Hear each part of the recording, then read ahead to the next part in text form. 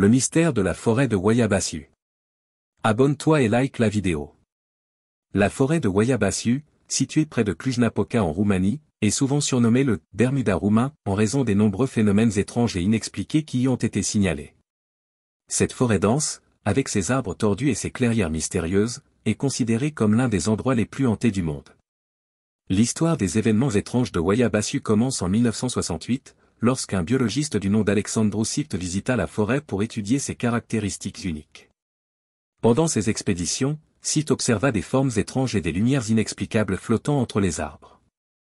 Il prit plusieurs photographies, qui semblaient montrer des silhouettes humaines translucides et des sphères lumineuses.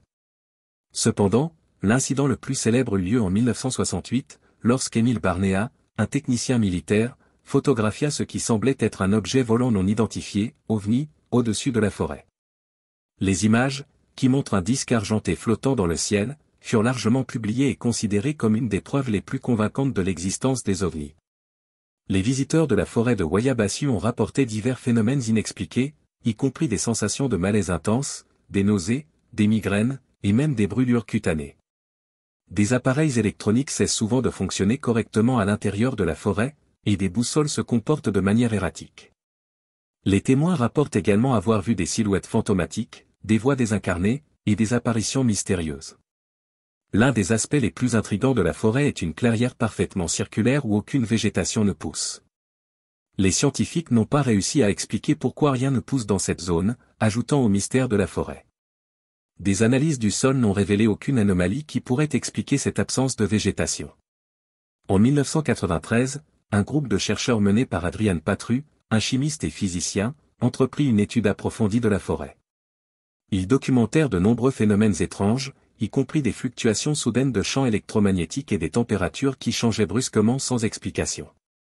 Patru conclut que la forêt pourrait être un portail vers une autre dimension, ou être située sur une anomalie géomagnétique. Les légendes locales ajoutent une couche supplémentaire de mystère. Selon les habitants, la forêt est maudite et hantée par les esprits des paysans assassinés. Une histoire raconte qu'un berger entra dans la forêt avec ses 200 moutons et disparut sans laisser de traces. Les villageois croient également que ceux qui pénètrent trop profondément dans la forêt ne reviennent jamais, ou reviennent changés de manière effrayante. Malgré les nombreux rapports de phénomènes paranormaux, la forêt de Guayabasiu continue d'attirer des touristes, des chasseurs de fantômes, et des chercheurs de vérité. Elle reste un lieu où le mystère et l'inexpliqué se rencontrent, offrant un aperçu troublant de l'inconnu.